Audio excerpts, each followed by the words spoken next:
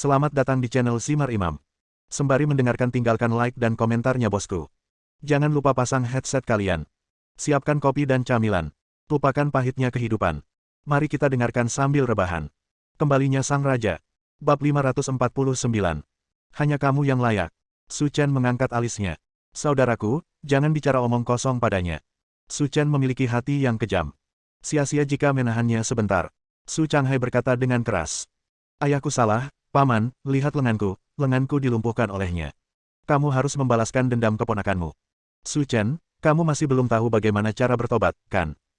Retakan. Su Chen menamparkan wajah Su Changhe. Su Changhe ditampar dan dipukul oleh Su Kun San sebelum dia berhenti. Mendesis. Apa yang terjadi? Dia benar-benar menamparkan Su Changhe. Dia adalah master di tingkat puncak Wuzong. Para tamu mundur, dan mereka bahkan tidak berani menatap Su Chen. Jika dia bisa menamparkan Su Changhe, itu berarti dia sudah menjadi master peringkat ketiga di istana. Hati-hati dengan kata-katamu, kamu bisa mati dengan mudah. Su Chen berkata dengan tenang. Su Changhe menutupi wajahnya yang bengkak, seolah dia bodoh. Tidak masalah jika dia mengalahkan putranya sendiri, lagi pula, dia hanya memiliki ranah ahli bela diri. Namun, meskipun dia telah mencapai puncak Wuzong, dia masih dikalahkan olehnya. Pecundang yang diusir oleh keluarga Su ini sebenarnya menjadi begitu kuat. Tanda seru. Ayah, kenapa kamu dikalahkan olehnya? Dia hanya sia-sia. Dia baru saja melakukan serangan diam-diam, aku tidak akan melepaskannya kali ini. Keluarga Su adalah keluarga terkenal di Yanjing, dan Su Changhe tidak bisa menerima hal seperti itu. Hal-hal yang tidak tahu apakah harus hidup atau mati. Saat Su Changhe bergegas, Su Chen berteriak. Saya melihat aliran udara tak kasat mata meledak di perut bagian bawah Su Changhe, dia menjerit, darah mengalir ke seluruh lantai, dan dia pingsan di tanah, tidak bisa bangun. Kamu benar-benar anak yang tidak berbakti, kamu benar-benar menghancurkan Dantian Qihai kakak tertuaku. Su Changhe menatap dan mengumpat dengan keras. Sebagai seorang seniman bela diri, jika Dantian Qihai dihapuskan, itu sama dengan orang yang tidak berguna. Jangan salah, kita berpisah dari keluarga Su 6 tahun lalu, dan aku tidak ada hubungannya denganmu. Su Chen, apakah kamu benar-benar ingin putus dengan keluarga Su? Su Kun San berdiri, mengenakan kemeja gua merah tanpa angin. Kemarahan di tubuhnya seperti gunung berapi yang akan meletus, yang tidak dapat diredam. Kaulah yang mengusir keluarga kami yang beranggotakan 3 orang saat itu. Kita sudah putus, kan? Ekspresi Su Chen lucu dan tidak sopan, melampiaskan semua kebencian yang telah dipendam selama 3 tahun terakhir. Dan kami datang ke sini kali ini hanya untuk menarik garis yang jelas denganmu, dan juga untuk memberitahumu bahwa keluarga Su-mu tidak ada artinya di mataku. Karena kamu terus mengatakan ingin putus dengan keluarga Su, maka aku akan memotongmu dengan satu telapak tangan hari ini. Su Kun San berteriak keras, mengerahkan kekuatan pada kakinya, melompat ke udara, dan langsung menuju Su Chen. Puan Su telah mengambil tindakan. Dia adalah seorang pria yang telah melangkah ke alam setengah tubuh dengan setengah kaki. Su Chen harus mati. Oke, tolong berhenti mengucapkan beberapa patah kata. Ini adalah masalah internal keluarga Su dan tidak ada hubungannya dengan kami. Dalam sekejap mata, Su Kun San bergegas ke depan Su Chen, dengan seluruh kekuatannya dengan kekuatan penuh, momentumnya melonjak seperti gunung dan sungai. Su Ze menatap Su Chen dengan tajam. Kakek sendiri yang mengambil tindakan, kamu pasti akan mati hari ini. Retakan. Su Chen mengangkat tangannya dengan ringan dan meraih tinju Su Kun San dengan mudah. Pertahankan gerakannya sepenuhnya. Bagaimana ini mungkin? Mendesis. Semua orang kaget dan mata mereka hampir meledak. Su Kun San adalah seorang master yang dapat mencapai alam setengah tubuh dengan setengah kaki, tetapi serangan penuhnya benar-benar terhalang. Ini luar biasa. Putra. Saat Su Chen hendak mengambil tindakan, dia mendengar ayahnya memanggilnya. Itu hampir cukup. Kita telah pergi selama bertahun-tahun dan memiliki kehidupan kita sendiri. Jangan khawatir tentang hal-hal ini. Su Changming menghela nafas. Sebagai putra Su Kun San, Su Changming tidak mungkin melihat ayahnya terluka. Bagaimanapun, dia adalah keturunan, dia tidak bisa berdarah dingin. Ayahku telah berbicara, jadi aku akan mengampuni hidupmu hari ini agar kamu bisa menjaga dirimu sendiri di masa depan. Su Chen melambaikan tangannya yang besar, dan gelombang udara yang tak terlihat menghantam Su Kun San. Engah. Yang terakhir menjerit, dan aliran darah muncrat. Seolah-olah berat badannya turun, dia menabrak pilar besar di pintu, wajahnya menjadi pucat. Bahkan kakek pun dikalahkan olehnya. Su Yao dan Su Ze saling berpandangan, kengerian di mata mereka tak bisa diungkapkan dengan kata-kata. Pecundang yang selalu diintimidasi olehku saat masih kecil telah menjadi sangat kuat. Mereka tidak bisa menerimanya. Su Ze, kamu harus bertanggung jawab atas urusan grup Lin. Su Chen berkata dengan mata menyipit. Apa yang bisa saya lakukan? Biar ku beritahu, Lin grupnya akan segera bangkrut. Jangan berkata begitu, jaga dirimu dulu. Hati Su Ze bergetar, apa maksudmu? Jangan khawatir, kamu akan mengetahuinya nanti. Dering-dering-dering. Telepon Su Ze berdering. Sekretaris Wang, ada apa? Puan Su, saya tidak tahu apa yang terjadi. Grup Lin menekan kami secara agresif. Harga saham kami di pasar akan segera menjadi tak tertahankan. Suze sangat terkejut hingga dia berkeringat dingin dan berkata dengan keras. Ini tidak mungkin. Bagaimana perusahaan kecil dengan nilai pasar lebih dari 10 miliar bisa menekan kita? Mereka tampaknya telah menerima dukungan finansial, dan bersama dengan beberapa perusahaan pengiriman China, mereka menyerang kami bersama-sama.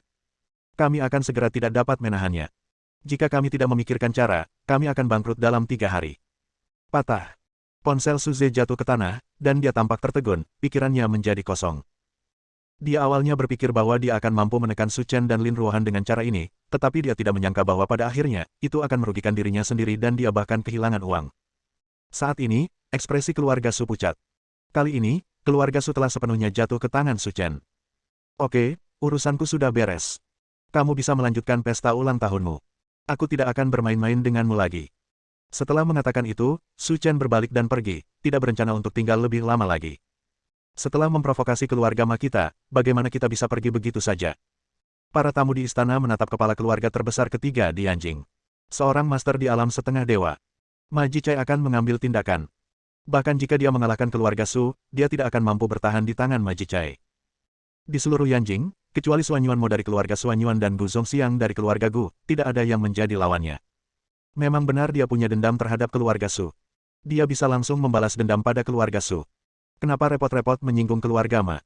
Sekarang dia baik-baik saja, meski dia membalas masa lalunya, dia tidak akan bisa. Untuk keluar hidup-hidup. Siapa bilang sebaliknya?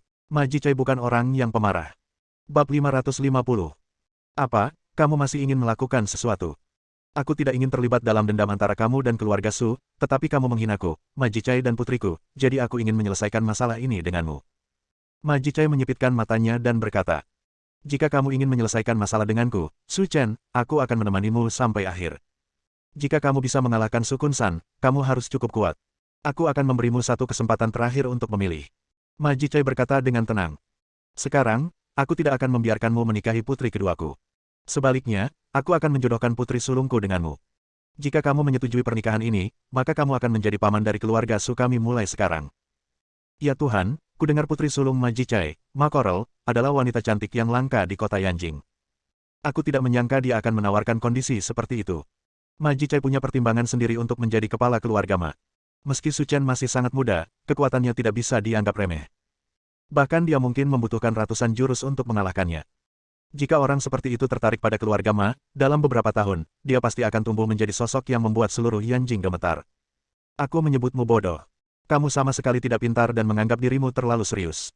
Aku bahkan tidak memperhatikan keluarga Mamu. Bagaimana mungkin aku bisa menikahi putrimu? Semua orang di istana tanpa sadar mundur. Awalnya, mereka semua mengira Su Chen tidak puas dengan masalah IQ Ma Jingjing, jadi dia secara terbuka menentang Ma Jicai dan berencana merusak pernikahannya. Namun kini, Ma Jicai telah mengatakan bahwa putri sulungnya akan dijodohkan dengannya, namun ia tetap acuh tak acuh. Su Chen, kami akui bahwa keluarga Su bukan tandinganmu, tetapi sekarang, jika kepala keluarga Ma mengambil tindakan, kamu bahkan tidak bisa berpikir untuk keluar dari sini hidup-hidup. Su Changhe, yang terbaring di tanah, berkata dengan dingin. Di mataku, kalian semua sama saja.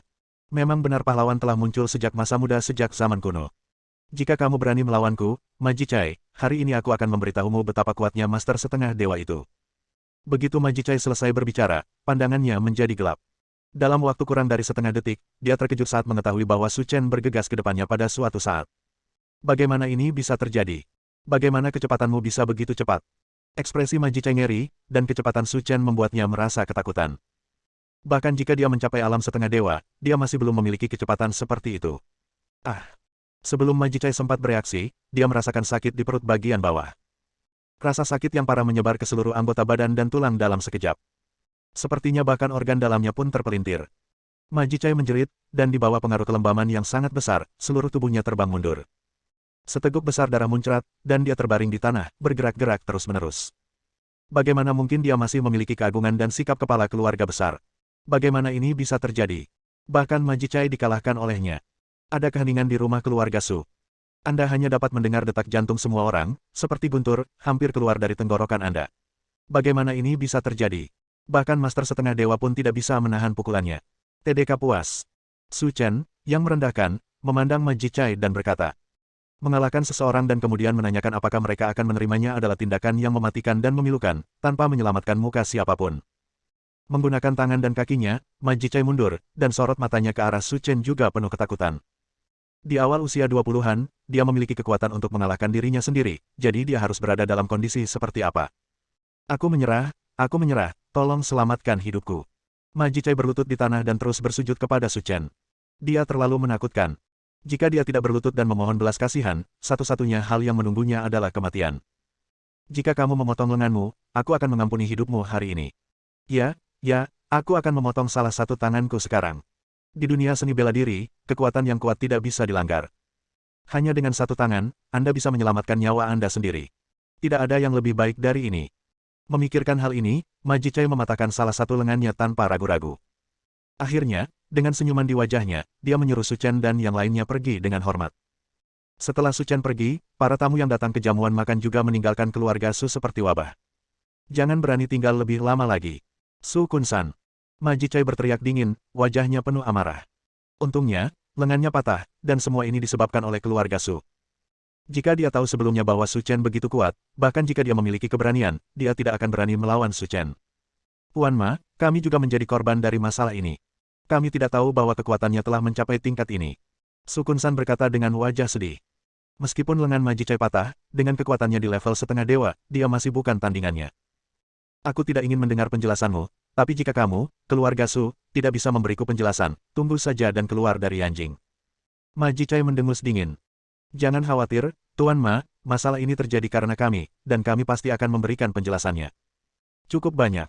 Ma Jicai menutupi lengannya yang patah dan meninggalkan keluarga Su. Pada saat ini, istana keluarga Su menjadi sunyi senyap. Ayah, kekuatan Su Chen telah mencapai tingkat yang bahkan tidak dapat kita bayangkan. Bahkan jika kita ingin membalas dendam, kita tidak memiliki kemampuan. Su Changhe berkata dengan marah. Jangan khawatir, keluarga Su kita belum berada di ujung jalan. Kita masih memiliki kesempatan untuk menaklukkan Su Chen. Apakah masih ada peluang? Semua orang di keluarga Su, tua dan muda, menatap. Sekarang mereka semua ingin memotong-motong Su Chen, merobek tulangnya, dan membiarkannya mati tanpa tempat untuk menguburkannya. Tetapi mereka juga tahu bahwa mereka rendah hati seperti semut di depan Su Chen, dan tidak mungkin membalas dendam. Sekarang, mendengar kata-kata seperti itu memberi mereka harapan baru. Selama mereka bisa membunuh Su Chen, mereka akan melakukan apapun. Apakah kamu lupa fondasi keluarga Su kita? Su Changhe dan Su Changhe saling memandang, tiba-tiba teringat sesuatu, dan berkata dengan terkejut. Ayah, kamu sedang membicarakan tentang majikan ke-6 dari keluarga Su kita. Benar, Paman 6 telah berlatih pengasingan selama bertahun-tahun, dan telah tinggal di alam setengah dewa selama lebih dari 20 tahun, sementara Ma Jicai baru saja memasuki alam setengah dewa. Dibandingkan dengan Anda, Tuan 6, dia seperti seorang awan lumpur. Tetapi Tuan 6 telah mengasingkan diri selama bertahun-tahun ini, dan kami tidak dapat mengundangnya. Su Changhe berkata dengan cemas.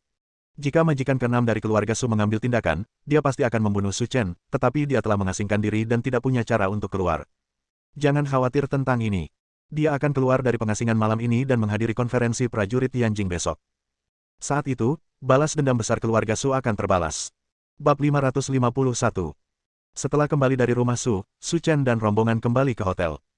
Nak, kita sudah benar-benar putus dengan keluarga Su. Ayo berkemas dan kembali.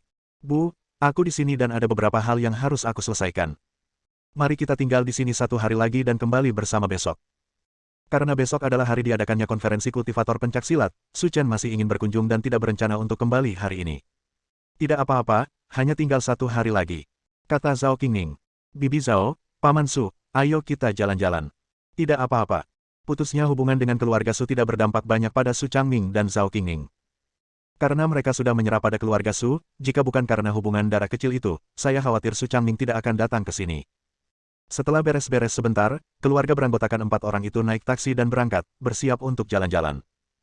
Karena beberapa hari terakhir ini saya hanya berbelanja, dan belum mengunjungi tempat-tempat indah di Yanjing, saya akan meluangkan waktu untuk bersantai.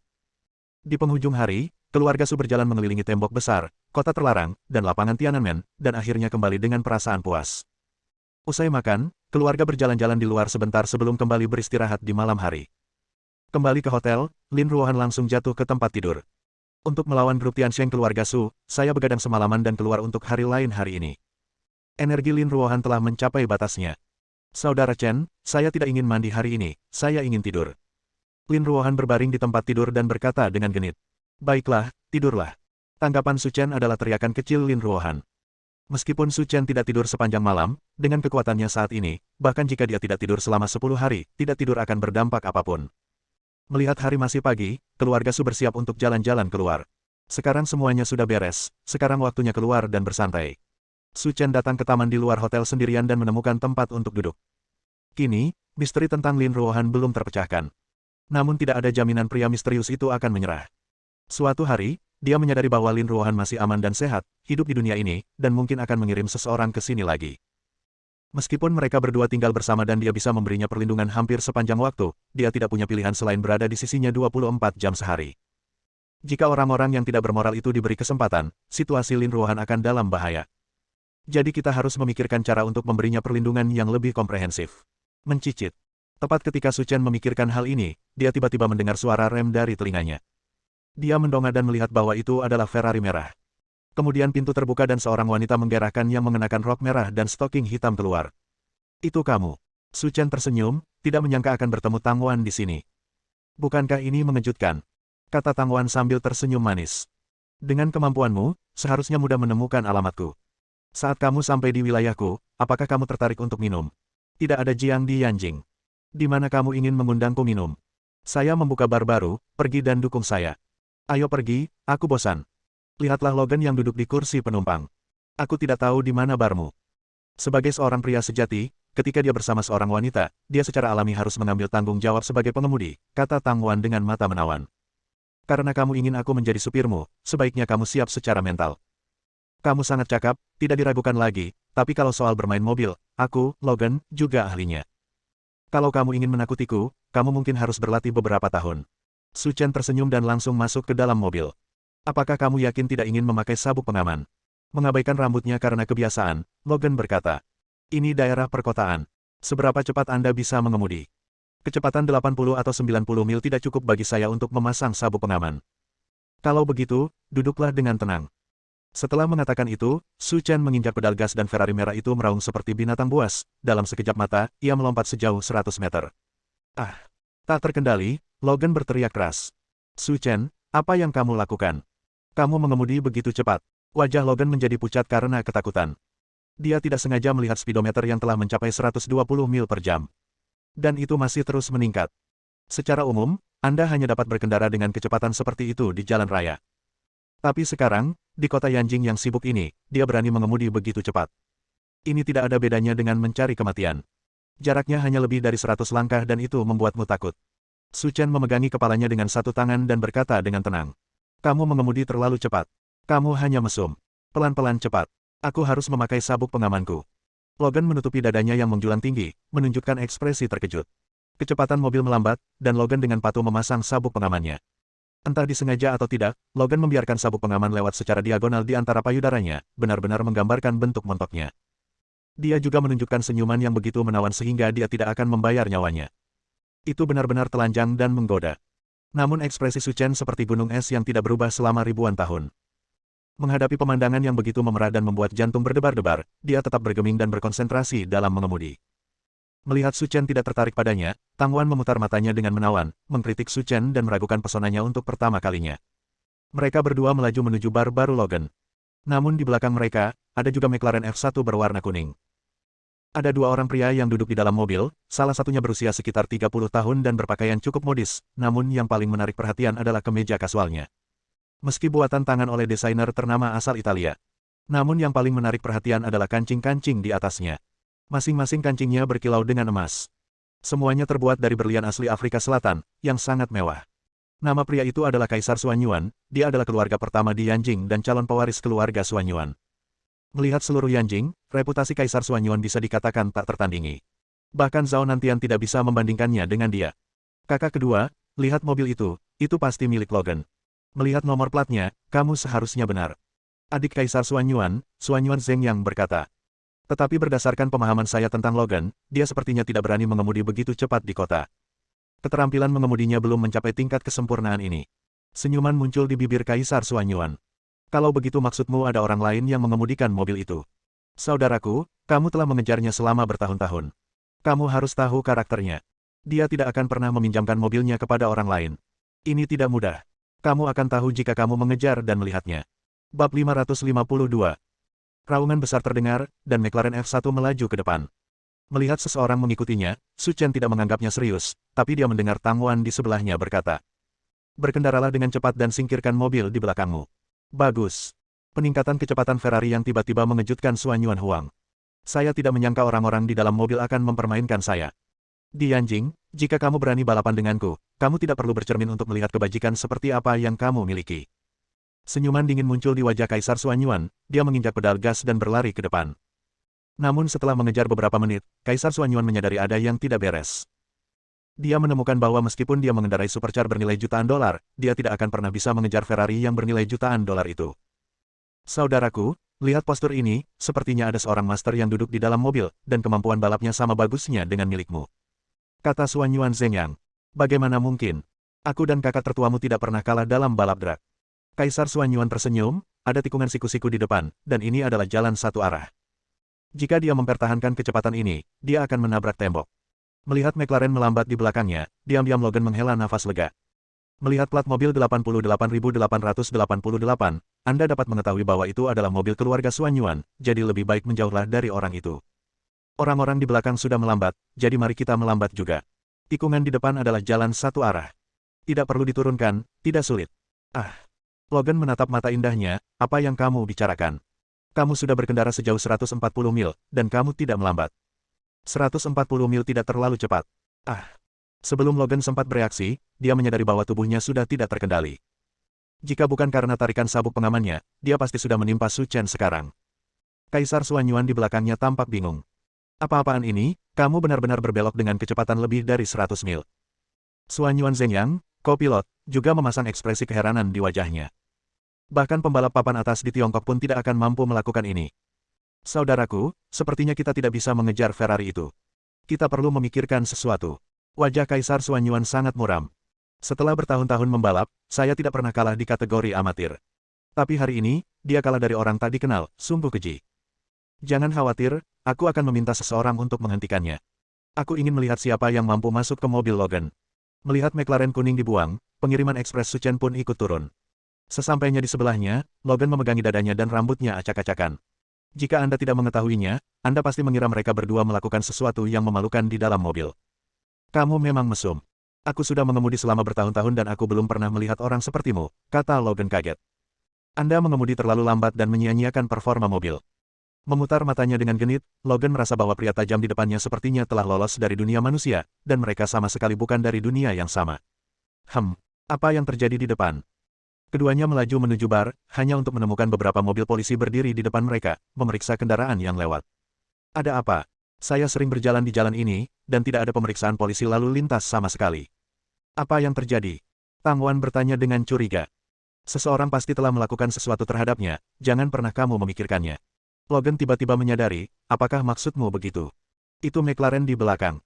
Tang Wan mengerutkan kening. Dengan kekuatan keluarga Suan Yuan di Yanjing, jika dia ingin mendorong beberapa polisi lalu lintas untuk menghentikan mobilnya, itu sudah lebih dari cukup.